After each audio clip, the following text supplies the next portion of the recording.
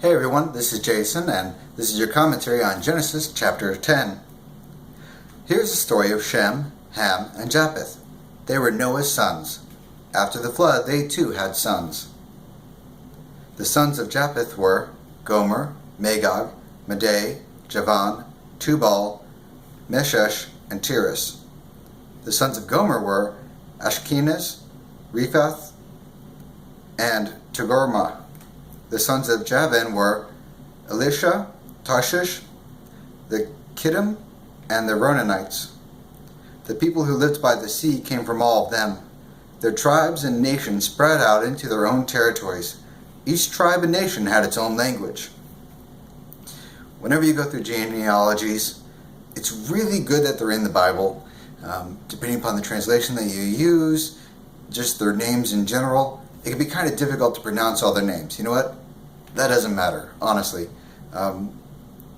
The important part about the genealogies being in the Bible is just that it reiterates this is historical, this is true. If you were reading like a novel or something, they wouldn't go through the effort to mention every single person and their descendants that way.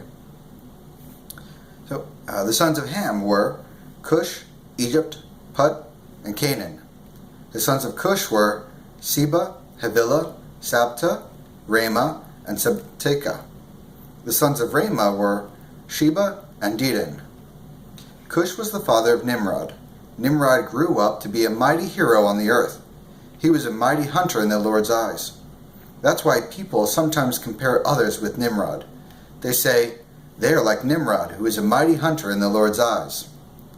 At first, Nimrod's kingdom was made up of Babylon, Erech, Akkad, and Calneh.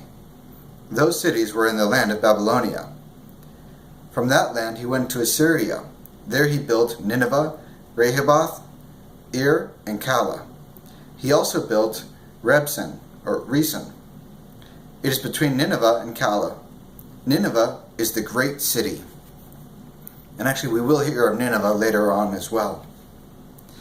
Egypt was the father of the Ludites, Anamites, Lehibites, and Naphtuhites. He was also the father of the Pathrusites, Chalcidites, and Caphtorites. The Philistines came from the Casluhites. Oy vey. Canaan was the father of Sidon. Sidon was his oldest son. Canaan was also the father of the Hittites, Jebusites, Amorites, Girgashites, and he was the father of the Hivites, Arkites, Sinites, Archivadites, Zemarites, and Hamathites. Later the Canaanite tribes scattered. The borders of Canaan went from Sidon toward Gerar all the way to Gaza. Then they went toward Sodom, Gomorrah, Admah, and Zeboim, all the way to Lasha. Those are the sons of Ham. They are also listed by their tribes and languages in their territories and nations. Okay, so we just got through now the sons of Ham.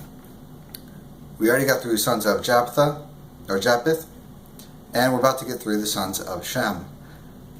Sons were also born to Shem. Shem was Japheth's younger brother. All the sons of Eber came from Shem. Now, a quick point here. Depending upon the translation you're using, either Shem was the younger brother of Japheth, or Japheth was the younger brother of Shem. The wording can actually be played either way, so we don't really know by this one verse which one was the older brother. We believe Shem was the older brother because he came first in the genealogy back in Genesis chapter 5. So, the sons of Shem were Elam, Asher, Arphaxad, Lud, and Aram. The sons of Aram were Uz, Hul, Gether, and Meshesh. Arphaxad was the father of Shelah. Shelah was the father of Eber. Eber was the father of two sons. One was named Peleg, and that would be good to know in the next chapter. That's because the earth was divided up in his time. His brother was named Joktan. Joktan was the father of Amadad, Sheleph, Hazarmaveth, and Jerah. He was also the father of Hadaram, Uzal, Diklah, Obal, Ibimel, Sheba, Ophir, Havilah, and Jobab. All of them were sons of Joktan. The area where they lived stretched from Misha towards Sephar. It was the eastern hill country. Those are the sons of Shem. They are listed by their tribes and languages in their territories and nations. Those are the tribes of Noah's sons. They are listed by their family lines within their nations. From them, the nations spread out over the earth after the flood. Okay, so I'm going to simplify this just a little bit. I got a list here. It says the Shem, Ham, and Japheth. It just kind of helps give a more common terms nowadays, something we might be able to relate to. Shem. He was the father of the Semitic peoples. We're talking the Jews, Arabs, Assyrians, Arameans, and Phoenicians. Ham was the father of the Hamitic peoples, Ethiopians, Egyptians, Canaanites, Philistines, Babylonians. When we get further into the Old Testament, the Israelites, the Semitic people, are going to be fighting against various people. They're trying to establish themselves. And a lot of those people are the Hamitic people, the Canaanites, the Philistines, the Egyptians, the Babylonians. That kind of goes back to the first verse where Ham looked at his father's nakedness. He was cursed by Noah because of that. Noah then put a curse on him, saying that Ham's lineage would have to be servants to Shem and Japheth's children. And so there's been a divide between those groups since Noah and his sons. That's how far back it goes. Japheth, he was the father of the Japhetic peoples. The Medes, Greeks, Cypriots, all of those.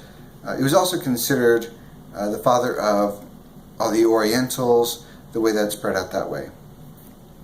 Okay, that's a brief overview of Genesis chapter 10. Thank you for bearing with me. I know there's a lot of big names in there, but like I said, it's always important to have that in there, even if it's a little bit difficult to go through. I promise you the next chapter will be a lot more fun. Thank you so much, and I'll see you guys next time.